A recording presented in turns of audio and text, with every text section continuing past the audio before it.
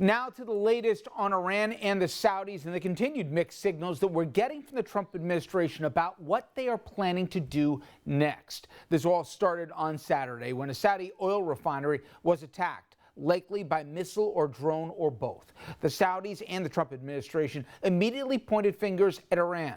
Now, yesterday, the Saudis laid out what they say is evidence that Iran did carry out the attacks, but few other nations are at least now prepared to back that claim. As for the Iranians, they say the attack, it was done by rebels in Yemen.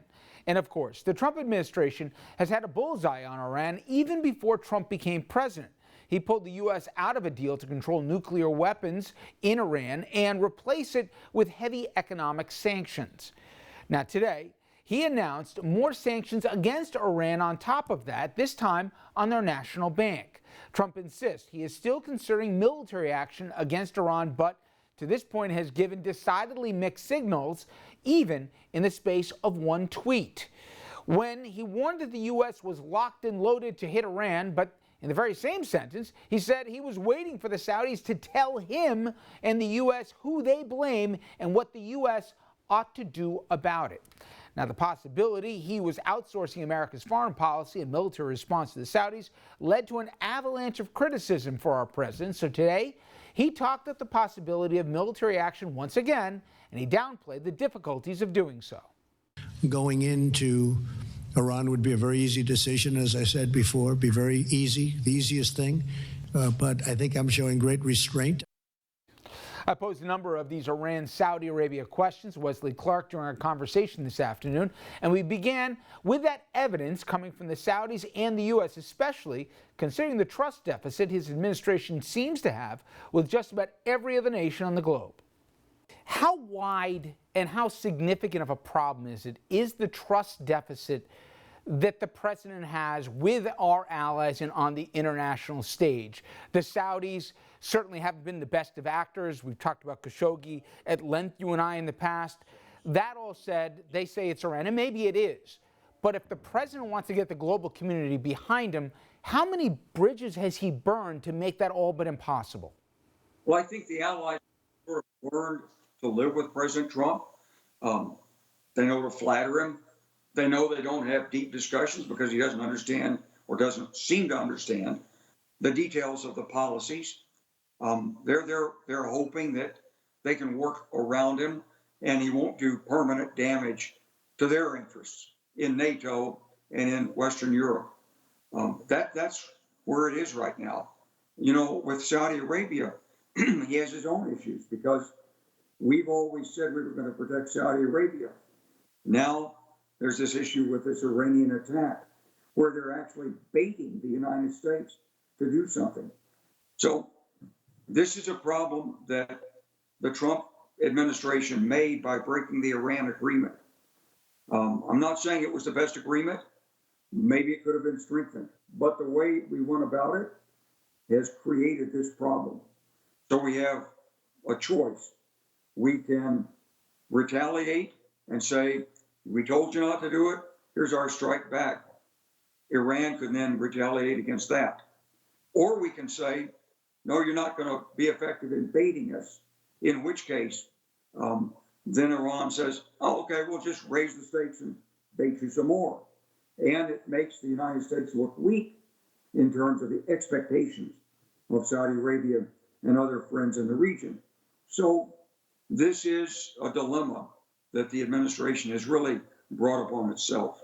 Let me put you back in uniform and ask you, when you have the president on one day, let's say with North Korea, talking about fire and fury like the world has never seen before, and then not too long in the future talk about the love letters that he's exchanging with the North Korea premier.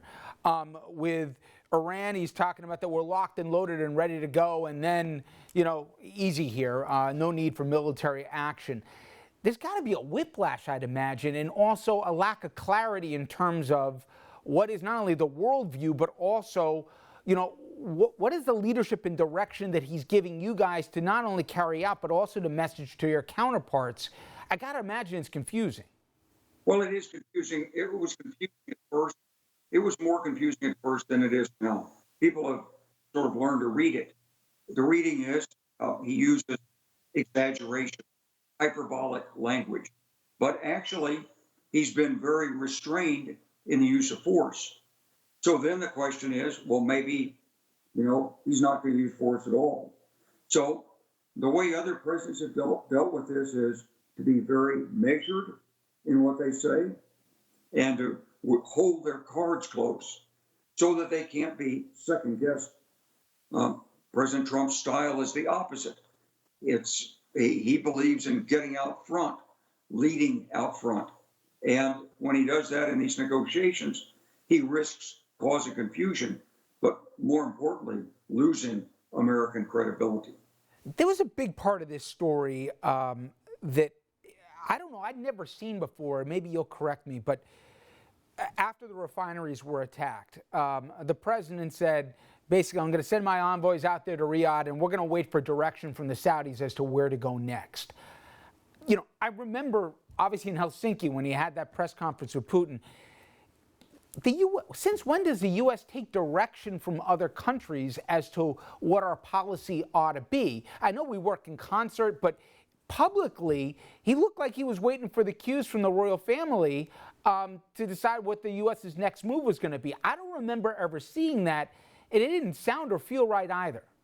Well, we should always consult with our allies, but ultimately the decision-making responsibility is our own.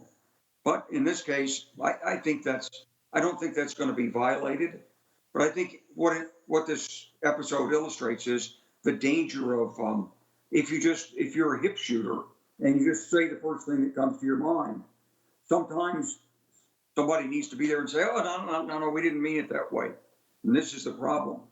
So it's why most presidents, if you look back at the record, they don't talk to the media every day. They haven't tweeted out their views on every issue. And the reason is they want to give themselves some distance so they can reflect, so that what they say is significant, so that they don't have to come back later and reverse their positions.